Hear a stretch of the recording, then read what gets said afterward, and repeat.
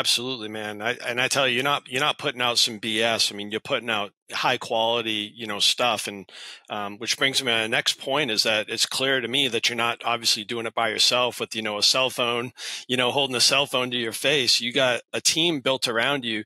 Can you talk a little bit about kind of your team that directly supports you?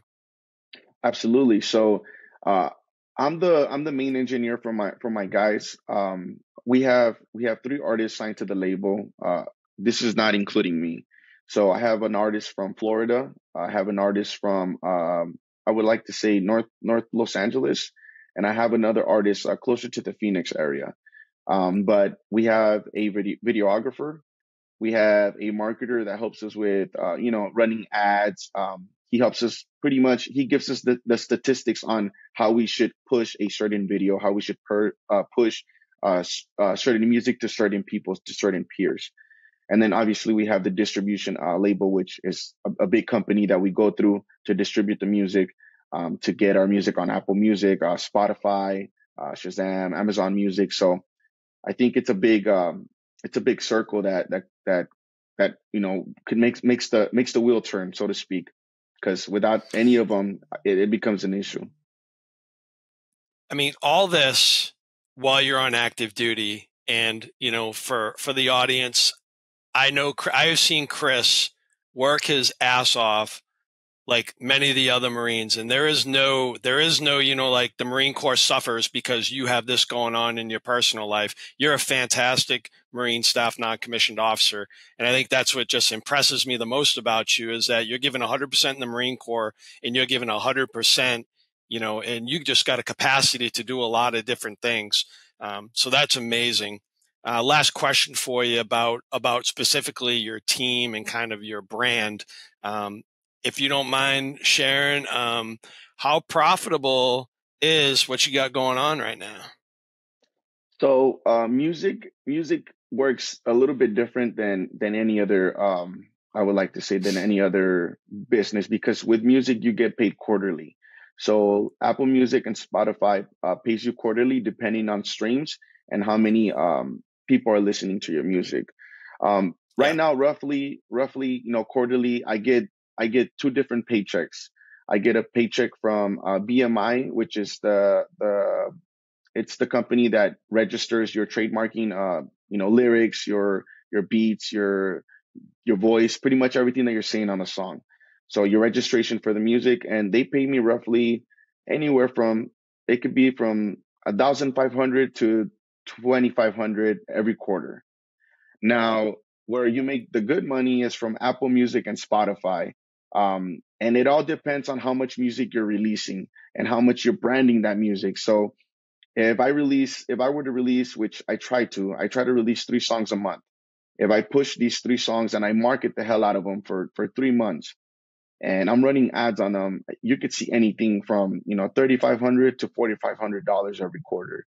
So I think it's good income. I'm hoping for the day that that turns into double, two digits with the comma, Yeah. maybe in the near future. But it does take time and it does take money, because it is good money, but that's, you also have to put in the fact that you're putting money into to run ads, to run monetization on certain things. So it's a give or take. Always, yeah, always more important than the money, is the purpose and the passion behind it. And I think you possess that in spades. I'm confident that if you decide, you're at that crossroads right now between, doing this full time and departing the Marine Corps or sticking with it part time and staying in the Marine Corps, whatever path that you choose, I know that you will have a whole lot of success.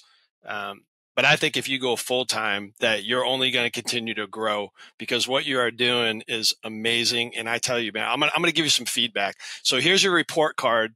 Here's your Sergeant Major Chabot report card on how you're doing. You ready? So I'm these are ready. comments. These are comments, and I know that you have one of your personnel run your YouTube channel, but these are real comments from real people. I quote, "You go hard. Much love from Canada." Quote, "From Morocco, North Africa, keep going. Your shit is dope." Quote, "Fire from Czech Republic." Quote, Damn cartoon, a real one. Dropping bangers after bangers, opening doors, making sure everyone eats. I love that comment. That's amazing, right? And then quote, hands down, one of the illest solo independent monsters in the game right now. What do you got to say about that, bro? I usually I don't read the comments much, and only because I get so wrapped up around the channel. But I think it's beautiful to have people from different countries, from different cultures, tuning in to listen, because I think that's the most important thing for me. And I just I got a little red when you were reading the comments, but it really means a lot. It makes me want to continue the music as I keep going. Yeah, I'm sure it really humbled you, man. And that's amazing. That's how how you're doing, and whether your niche is really working. I think yours is working very, very well. Um, man, I just really respect your grind, your passion, and more importantly, like part of the reason why you're here is to show people to follow your dreams and follow your passion and take those steps to get there, right?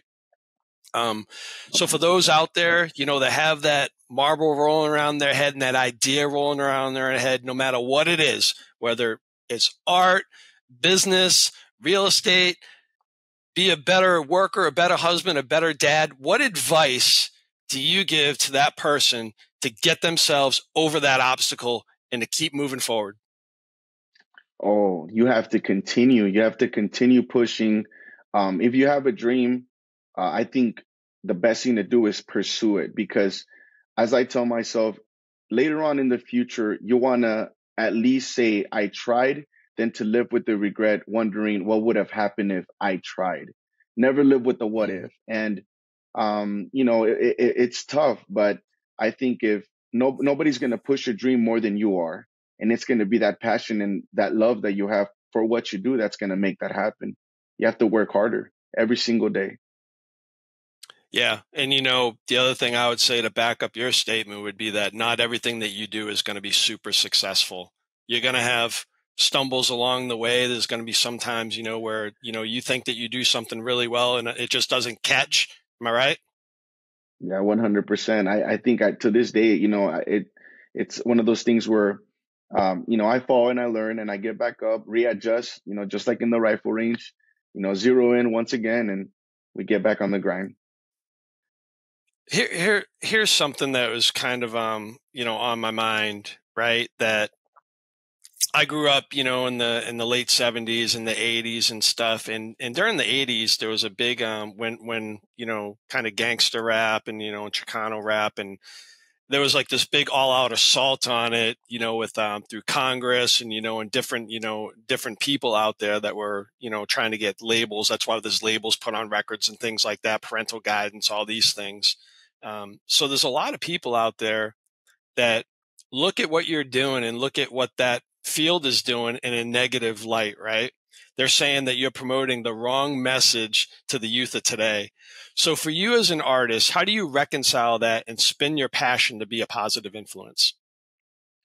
So, as I said from the beginning, my music, I never wanted to put a filter on my music. My music is going to be the harsh reality of where I came from.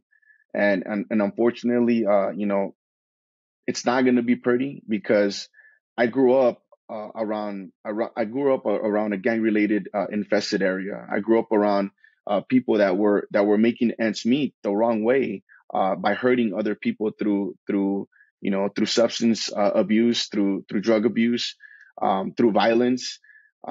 So unfortunately, the music that I talk on is based on what I saw growing up, what my friends are going through, what my father was going through. My father was incarcerated from my middle school time frame to I was in high school. So I didn't really have a bond with my father till, I got out of boot camp. That was the first thing he ever attended to, you know, for anything in my life. So uh, I think, from my perspective, I give my people a voice. I paint a picture to what a lot of neighborhoods are going through, and and it's not going to be pretty. This is the reality of what a lot of adolescent teens are going through. A lot of that are growing up in these rough neighborhoods, and yeah, the lyrics are going to be grimy, and and they're going to touch on things that people don't want to hear, but it gives them a light to what somebody may be going through. So it gives almost a, you know, don't judge before you get to know, don't judge before you get to know someone. And, spinning into positivity, I think it just gives them, like I said, a voice. It gives them a reality of some, at least whoever the listener is that is, listening to the music, he can say, hey, I relate to that. At least I know I'm not alone. Like, he went through that as well. So if he's doing this, I can do that when I grow up, or I can chase my dreams as well. There you go. You're providing hope to people, right? You provide an exit strategy and hope to those, and you're inspiring people in those communities. Man, what I say to people like that who, have a negative connotation towards what you're doing, I tell them, dig in with your own kids. If you don't want your kids, doing that stuff, then guess what? You spend the time with them and you educate them and you guide them towards, and don't ever let anybody on social media or a celebrity or somebody, who is doing something that you don't like, don't let them raise your kids, raise your own kids. That's just the way I feel about it. If you don't like it, don't fucking watch it. Absolutely. But for me, 100%. never ever suppress anyone's First Amendment right, especially when, they're not doing it with bad intentions. I know that you're a very good intended person. So those are great answers, man. I appreciate that, very much. I'm going to do a 180 on you here. I follow you on all social media platforms, and you and I have gotten, just have some really good conversations over the last couple months. And we know that, we lost, one of our drill instructors who was very near and dear to our heart. One of our teammates down there, Staff Sergeant Belize. And you've also lost some other guys, along your career. And I caught you on a moment on Instagram where you were very vulnerable and you were really, really feeling the weight of that. Right. And I know you're passionate about suicide awareness and mental health. What's some things that, from your perspective, that we can do to help, mitigate those problems? I think the biggest thing for me is and it's really hard, but you just have to talk about it. And I know it's a very touchy subject that not a lot of people want to touch on, but me personally going through things, and I know a lot of Marines go through things, but I've learned throughout the years that speaking on it, talking to somebody about it, and finding that one person or those two people that you truly trust. Um, if you're going on a downward spiral of a battle that you feel that you might be losing, pick up the phone or text somebody and say, hey brother, you know what, today is not a good day for me. And I think for me it's helped out a lot just speaking on how I feel at the moment, because I realize now that looking back on those moments that I was vulnerable, they were all avoided by just talking to somebody. And unfortunately, I didn't do that. A couple months ago, not a couple months ago, a couple years ago, I didn't do that the right way. I used to turn to drinking, which was not the right choice. It was just making things a lot worse. But I think now I've learned to turn to people, and I think that's just the biggest advice that I have to tell to anybody. Just speak up, say something, and find those person that you could talk to. Yeah, that's perfect, man. Man, I was very vulnerable a couple months too. I was really feeling the weight of it, with Valise, and I lost one of my sailors, MA2 Cannon, and just it seemed like just one after the other, and I was in the state of mind where I said, you know what, this might not be great, but I'm gonna go talk to people, and I fired up the camera and I made a short 17-minute clip on suicide. And what I discovered from that, Chris, is that you're right. The more that we talk about it, if you look at a graph and you look at a chart of the historical of it, there's a huge dip during that, 22 a day push-up challenge in the year 2016. I mean, a big dip, like 500 less that year when people were energized and talking about it. Yeah. And then the other thing that did when you do talk about it is that you open up, those friendships again. You open up those lines of communications. Next thing you know, reunions are starting to happen. You're talking to people you haven't talked to in years, and that's all goodness, man. Like, it's really good for the soul when those things happen. Yes. Yeah. I agree with you. Okay. Yeah. I didn't mean to get Debbie Downer and we had so much positive Ah, energy. It's still a positive thing. It's a positive thing still, right? Like we got to talk about this stuff. And I'm glad that you used your platform, and talked about it because it's really important that we do. absolutely. Okay, man. So my last question for you before we flip the script, you are 29 years old, married for 10 years. You got your beautiful pit bull. And by the way, if you guys go to his YouTube channel, you'll see pictures of his beautiful dog. You're at a crossroads now between, Marine Corps, full time. So flat out, my question for you is, you are entering your prime, right? Where do you see yourself going, over the next 5 to 10 years? Oh, that's probably the biggest question in my head right now. I love the Marine Corps. The Marine Corps has given so much to me. It's provided for my family. It's given me an outlet to truly understand who I truly am as a person. And I love my passion. I want to settle down. I want to give my wife the opportunity to find some peace for us to build a family, a home, a forever home. Um, Yeah. so I think this all depends. This all depends on, you know, what the future looks like for me in regards to, the passion and also my Marine Corps career. Because I would love to stay in, and I would love to also, give my wife that permanent home. But I think time telling, maybe in the future, only time will tell. And yeah, that question. I wake up with that question every day in my head, but I'm hoping to God that later on in the future, I can wake up and I could finally just have that decision. We're gonna do this, and that's what I'm gonna stick to. There is a hand on your shoulder guiding you, and you mentioned that 3-letter word, and you will get to where you need to go. I wanted to build some confidence in you and tell you that it don't matter which way that you go, you're going to be very, very successful. But as somebody, who has drive and passion still, even though I'm just a little bit older than you, follow that passion because you are going to be successful no matter what. You will be successful. Thank you so much, Sergeant Major. I truly appreciate it. Yeah, man. All right, baby, flip the script. What you got? What is one interesting fact about you? An interesting fact about me. That is, okay, I got one for you. I got to tell you a little backstory and then I'll get to the point. So I will tell you, when I was growing up, I was not a good student. And I think that a lot of people overplay that hand. They say that, but they actually are better than they were. Brother, I was awful. I was so bad of a student that I was what's called a Bravo entry into the Marine Corps, which means that I didn't score very high on the ASVAB for one. And then two, I had a criminal record. And then the last part of that is that when I was a poolee, we got a letter in the mail that said I had to achieve a C in my very last class to graduate in order to ship the boot camp. If you can believe that, right? Like that's how bad of a Wow. student I was. I made a promise to my mom. I made a promise to myself, and I made a promise to a couple of my friends that I would go to college at some time, at some point, and complete a college degree. Over the course of 25 years, I completed a bachelor's degree, Norwich University, which is a very prestigious, school, and I graduated summa cum laude with a 3.94 GPA, and that is something that Wow. I'm very proud of.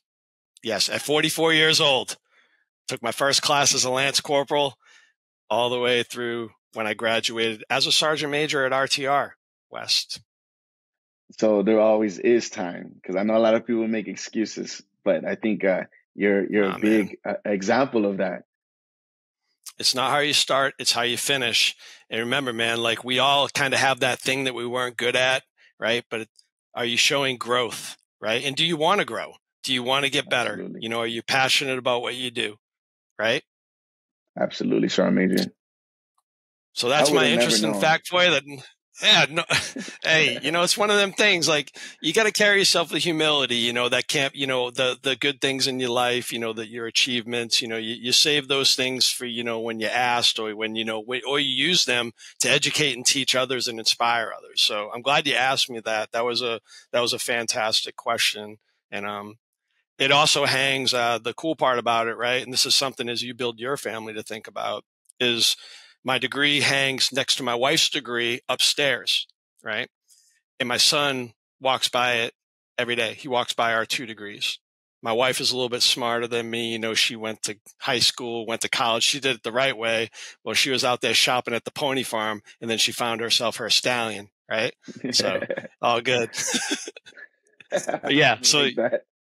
I know that's right. That's right. I tell her that all the time. But anyway, so you think about that, your achievements and your milestones that you complete in your career, you put that stuff out there for those that you want to inspire to see. Towards greatness, our major. That's right, man. That's right. This has been amazing. I can't put a number on it because, you know, every single one of my guests is uniquely special, not just to me, but the different things that they're doing in their life. But I'm telling you, man, like, your story inspires me so much because of the passion that you do and the work that you're putting behind it. If you want anything in life, like, it ain't just going to fall in your lap. You got to work at it and you got to work your ass off. And that's what I admire about you, man, is your work ethic. So I appreciate it. No, thank you, Sergeant Major, for having me. I think it was a big eye opener for me too, because I've never been asked these questions. So, you know, it made me dig deep into who I truly am.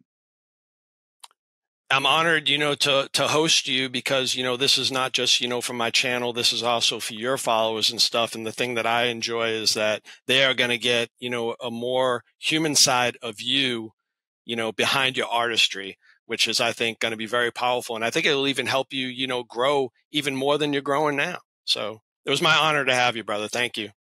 No, thank you, Sergeant Major. I appreciate it.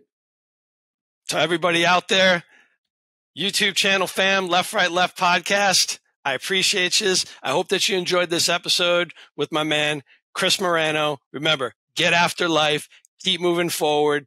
Don't friggin' look at life as barriers, look at it as opportunities, and go out there and make the best possible life for yourselves. I love you guys. Thank you very much. Have a good night.